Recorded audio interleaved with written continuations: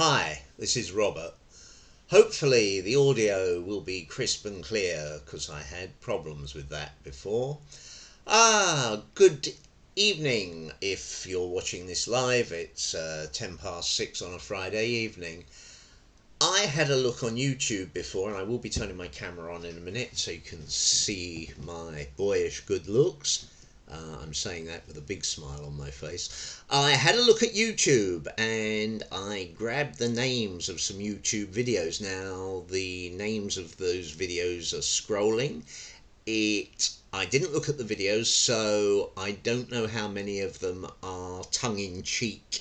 In other words, I don't know, Aikido is rubbish, or Tai Chi is rubbish, or Kung Fu is rubbish, or anything. And then when you go into the video, the guy making, or the girl making the video, is actually explaining why it's not rubbish, and that's fine. But I did just want to put that list up, which is obviously quite a short list. I'm sure there are zillions of videos on YouTube. It does just show that there are a lot of different martial arts that claim to be good for self-defense and for fighting, and equally there are a lot of people that claim that those arts are not good. Okay, I hope you've had a look at those titles, or some of them. I'm going to turn on the camera with a bit of luck, and here I am. Evening, or hello if you're watching the recording. I just want to double check. Yes, okay. I have got the YouTube video playing, which means as you're watching, if you are watching this live and you want to make any comments, I can see those comments and I can reply to you. It was quite useful actually. Earlier I did this exact same rant. Well, it'll be different this time obviously, but I did the rant that I was meant to do earlier and I had the audio all screwed up, so hey ho, deleted that video doing this again. So anyway, what I want to rant about, and I don't really rant very well, so it will be more a discussion. No, what I want to rant about is this idea that certain martial arts are bad for self-defense or bad for fighting, and obviously the opposite of that, that certain martial arts or certain systems of self-defense are super duper good. Now, just to explain, I'm not trying to impress anybody, because obviously I'm going to be talking about sort of fighting and fighters, and I'm not a fighter. I'm a martial artist. There is a difference. I don't enjoy fighting. I couldn't do fighting competitively. Although that said, years ago, when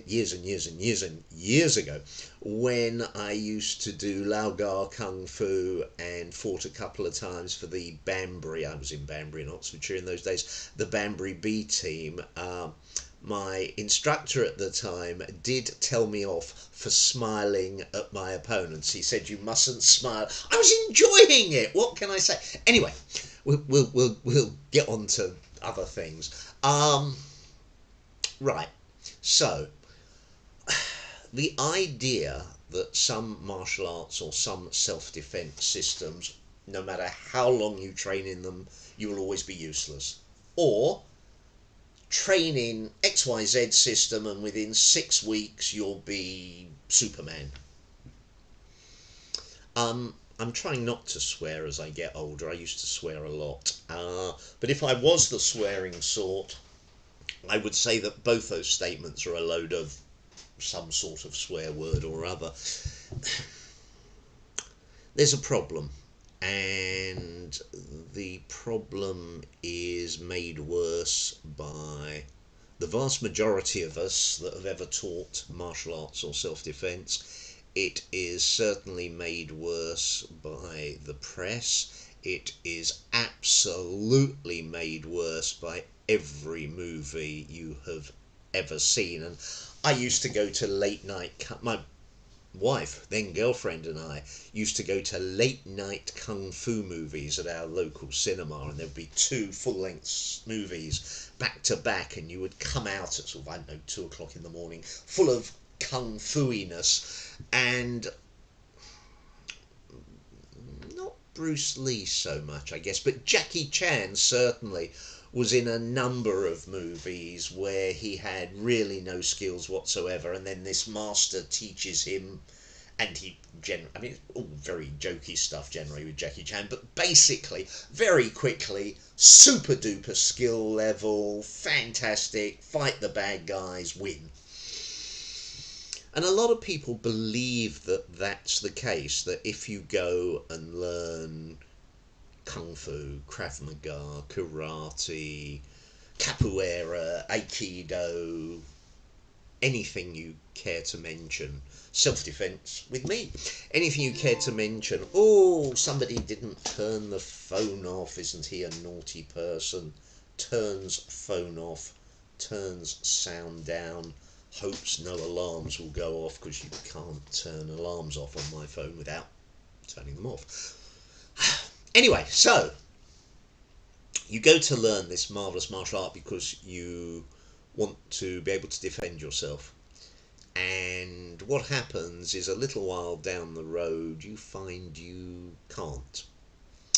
I actually had trained in martial arts for probably over 20 years, and I've now trained in them for either 49 or 50 years, I'm not quite sure how long. But I'd trained for more than 20 years before I went to an instructor and said, look, I do not understand why my skill set is great when I'm wearing the funny pyjamas on the mats. I'm okay. I'm able to do the things you ask of me. But the minute I get out into the street and somebody comes up to me and goes, boo! I go, I want my mummy. Not exactly that, but pretty much that. And the instructor in question, whose name I forget, I'm afraid, the instructor in question, I do remember, was honest enough to say, well, I don't really have an answer for that, because although I've been doing martial arts for however many years he'd been doing it, I've never been in a fight, I don't get into trouble. And if you think about it, a lot of martial arts never get into fights, never get into trouble, because they're training 6, 7, whatever days a week. So I went off and I got involved in other skills, other disciplines, to try and figure out why some people are natural born fighters, as it were, and other people never ever seem to get that fighting or self-defense mentality. Now, we need to look at a number of things, and one of the things I think that's important just to talk about, because obviously UFC is so popular, is UFC is fighting, but it's not fighting from a self-defense point of view. Boxing, which I have incredible respect for boxing, I have a couple of friends who are boxing coaches and they're both awesome individuals. Boxing in a ring is not fighting. UFC, boxing, any other sort of competitive fighting sport, it is fighting, but it's not fighting. The reason is there are rules, there is a referee, and there is an expectation that you will not be killed or seriously hurt. Don't get me wrong, tragically people do die, certainly in the boxing ring, and it's certainly possible it's happened in UFC, I just don't know.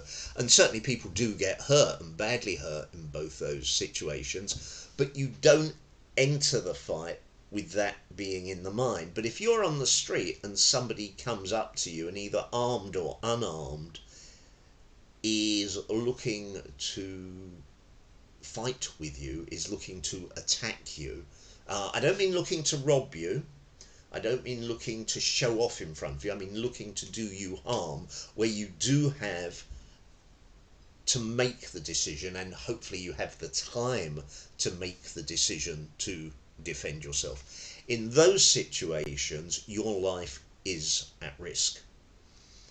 That mentally is very, very, very different. I'm going to go off at various tangents as I chat, and as I always do, I do apologise in advance. Sometimes when I go off on a tangent, that's me going off on a tangent. Sometimes I come back to where I started.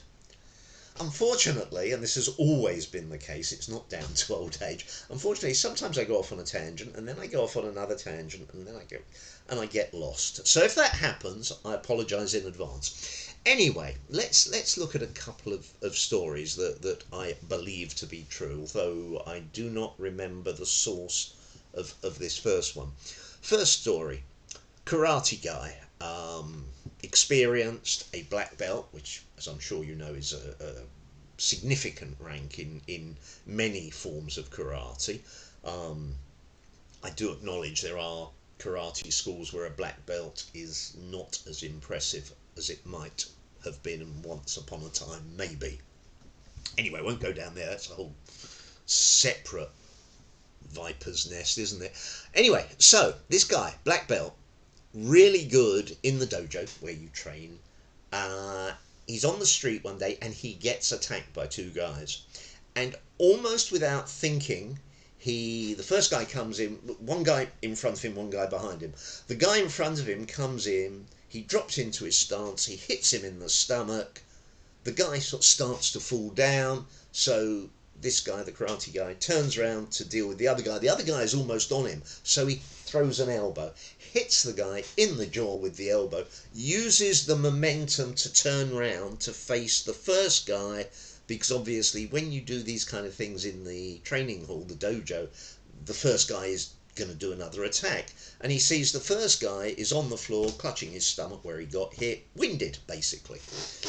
Turns to expect the attack from the second guy, and the second guy, he's basically completely smashed this guy's jaw, really bloody and ugly and horrible, and ambulance time. And the karate guy was in no way at fault. The other two guys did attack him. He was not prosecuted. The police didn't blame him in any way, shape or form.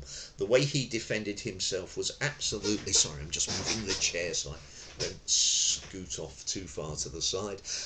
The karate guy absolutely defended himself within the law of the land. However, he was so horrified by what he'd done to this guy's jaw that he ended up giving up karate. The reason for that is nothing whatsoever to do with physical skills.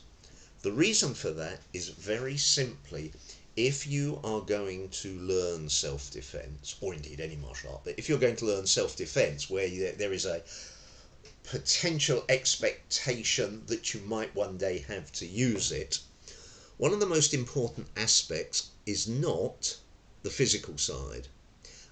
And I'm not now talking about soft skills, although later on tonight I will be doing a session talking about dealing with verbal aggression, which is a soft skill. But the most important thing is the conversation you have with yourself way in advance, where you say, I am willing to defend myself, I am worthy of that. I am willing to inflict damage to others if need be. And indeed, and this can be very difficult for some people, in a situation where my life is at risk and I have no other choice, I am willing to do whatever it takes, even if that results in the death of another human being. Now, something I used to say years ago, and I haven't said it for a while, so it's probably worth dredging up from memory, is, I genuinely believe this, that it is never justified to kill another human being, but it may be necessary. So in an extreme self-defense situation, you may have to fight to the absolute maximum you can without worry or fear of the damage you may inflict on another human being. And that's a pretty scary thought. And I mean, again, I have friends who are ex-military, and there is a definite change that comes over people who've had to kill people in conflict.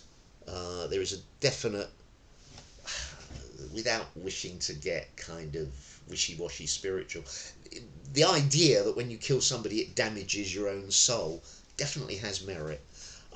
So if you're going to go along the pathway of self-defense, you do have to very early on make some fundamental decisions. And again, something I used to say when I was training in self-defense and in karate, I trained in karate for over 30 years, something I used to say fairly regularly to students was one of the reasons I trained as hard as I did was that so hopefully if I was attacked, and I don't mean attacked by a gang of ninjas, I just mean some guy that's, as a friend of mine in London always said, has had a pie and a pint too many. So he's not dangerous in the sense of, you know, somebody with skills. He's just dangerous because if somebody bigger than you goes doof, doof, doof, doof, doof and knocks you down, it can kill you.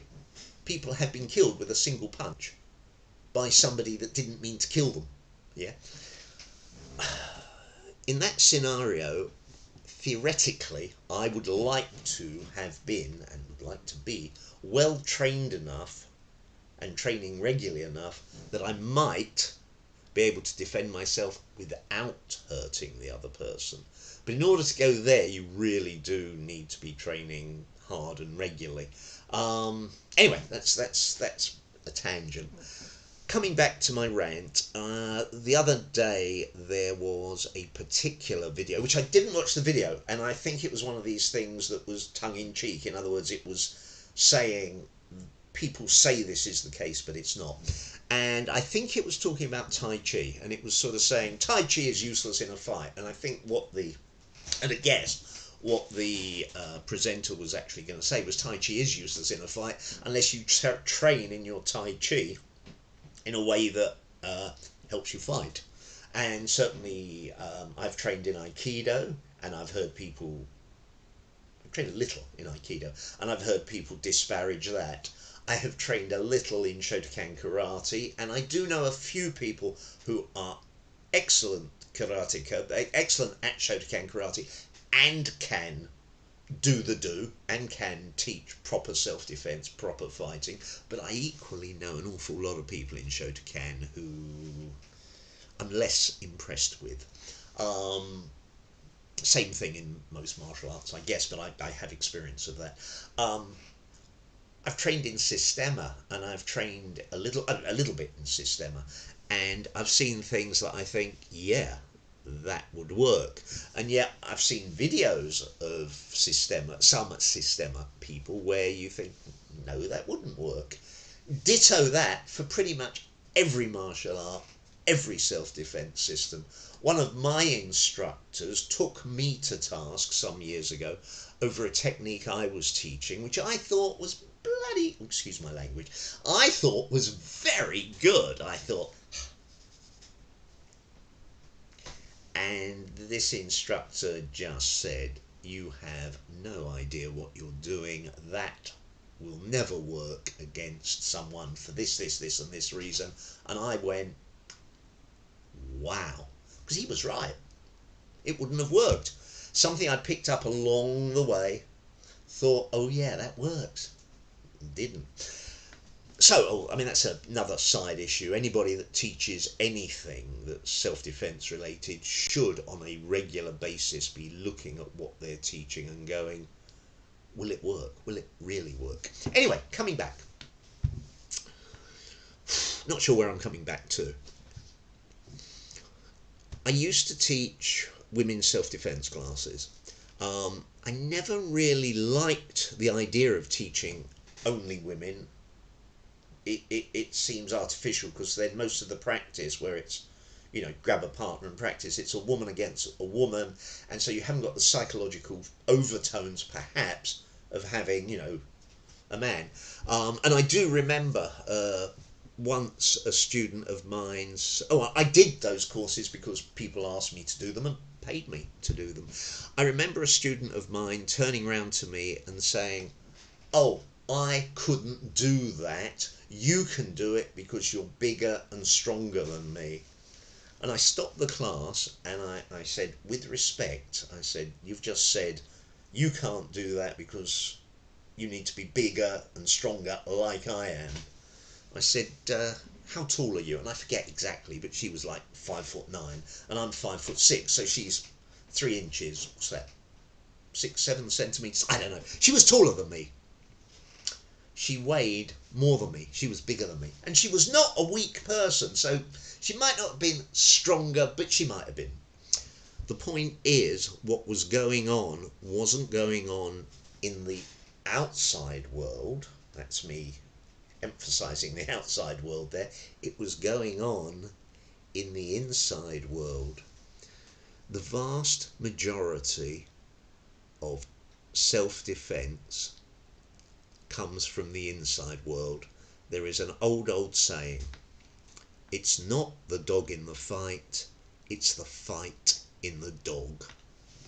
And that's an absolute truth.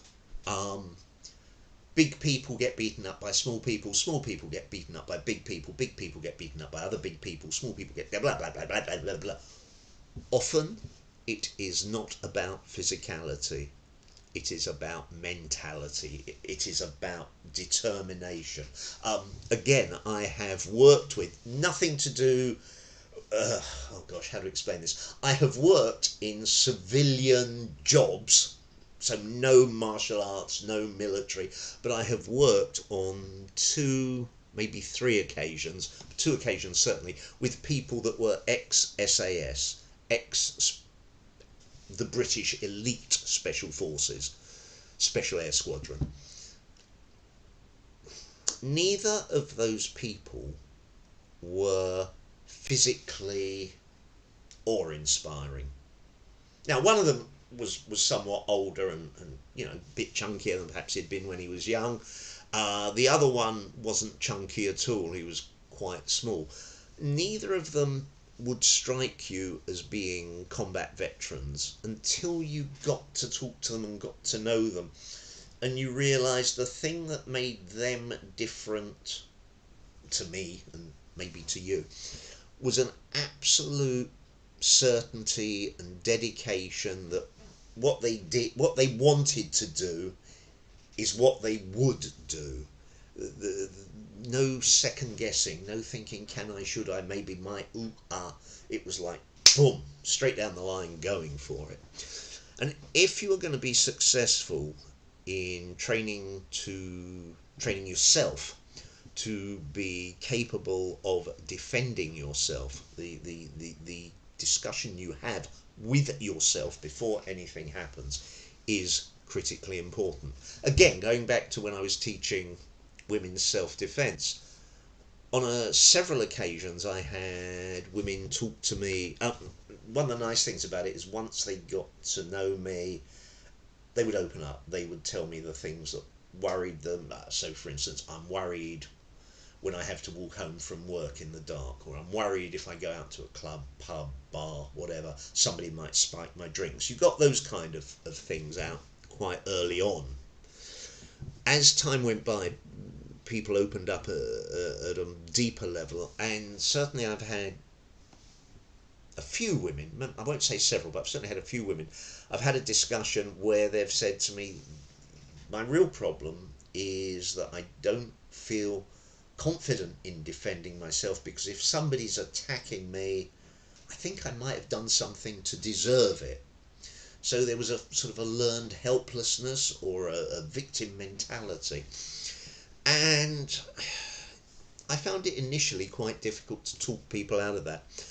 What I did, and that was successful in a couple of cases, was I said, well, hang on a minute, have you got family or friends? And most people have one or the other or both. So if you've got children or a husband or a wife or a whatever who really cares for you, how are they going to feel if you are badly injured or killed or maimed because somebody attacks you? And obviously most people will go, Oh yeah, if that happened, they would be really upset. They, if you've got young children and you were killed, that can obviously be, completely. I mean, it's tragic anyway, but it can be more tragic. Is that a thing? And once you said to them, does that exist, and you got them to agree to that, the thing I was able to say a couple of times was, well, in that case, don't you think it's worth defending yourself because you're defending them?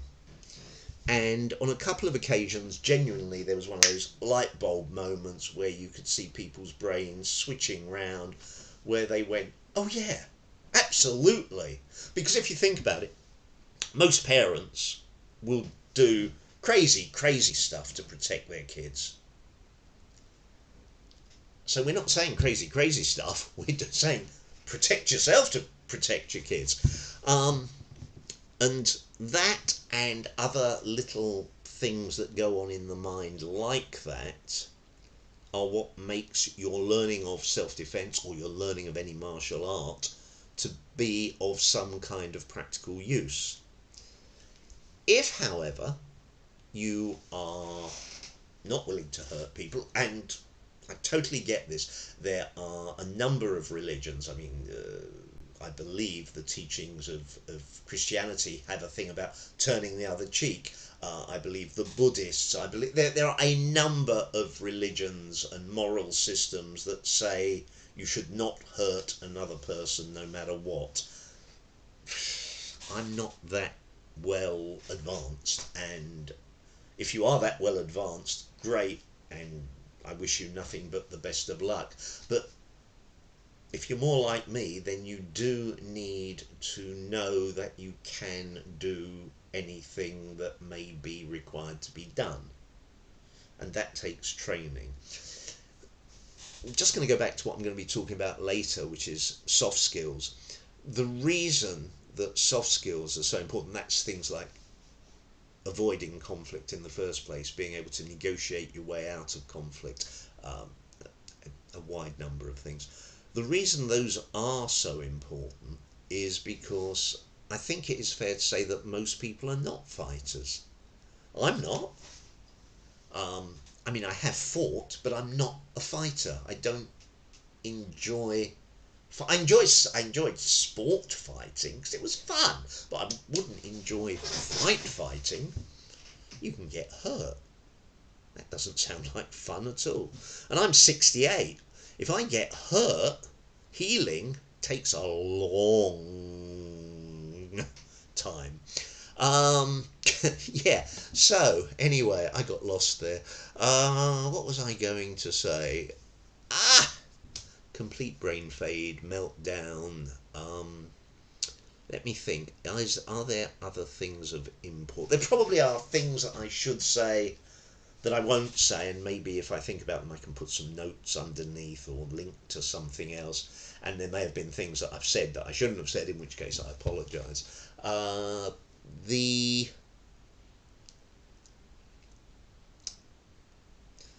big thing to realise is that if you are not a fighter, that doesn't mean you can't fight if you need to. And if you are a fighter, that doesn't mean that you can't learn to fight with more finesse. So that just as you wouldn't want the situation where you're on the street and you get attacked and you end up badly injured in hospital, neither, if you were, the toughest fighter in the town, neither do you want to end up winning the battle but losing the war. In other words, somebody attacks you and you defend yourself, and I do know of a case where this happened. Somebody defended themselves, hit the person with one punch, the person went down, hit their head against a curb and died, and the person who was defending himself actually got charged with manslaughter. He got off because in court it was proven that he had no intent to injure the person, he was just defending himself. But it went to court. I have another friend, well, that wasn't a friend, that was somebody I knew of, trained with somebody who trained with him. And the court case was quite famous back in the day. I have a friend, who he and his brother got into a fight with a gang, and this is way before the days of a lot of CCTV being everywhere. There was a little bit of CCTV of the fight, and the CCTV didn't show who the troublemakers were. And he and his brother said, they started with us. And the gang said, no, they started with us. And that went to court. And the gang, dressed immaculately with their suits on and their ties and their shirts, looked very ungang-like. They looked like young men who might well have been set on by these two ruffians who weren't, and they got off and everything was fine. But if you are a fighter, you don't want to end up in court or perhaps even in prison. That's not self-defense. Okay, so let me just tie my thoughts together. Any martial art is good, any self-defense system is good. Any martial art is bad, any self-defense system is bad. It depends on you. You, and you alone, are the person who decides what you do. One of the really great things about being a human being, and I suspect that in the animal kingdom we may be the only species on this planet that can do this, is you can actually alter the way your mind works in quite profound ways. 'Tis not easy. 'Tis not easy at all. But with hard work, if you are currently thinking, I would like to learn self-defense, but I'm not sure if I can, if you pay attention to your inner voice and you train that inner voice to speak to you in the right way, then you'll be hopefully very happily surprised by what is possible. I'm going to leave it there. Later on tonight, in an hour and a quarter, I'm going to be talking about self-defense, dealing with verbal aggression, part 2 of that. Obviously, if you're watching a recording of this and it's more than a couple of hours down the road, that recording will be there as well. Any comments, any questions, please leave them. I look forward to reading them. Thank you very much for your time, and see you soon. Bye.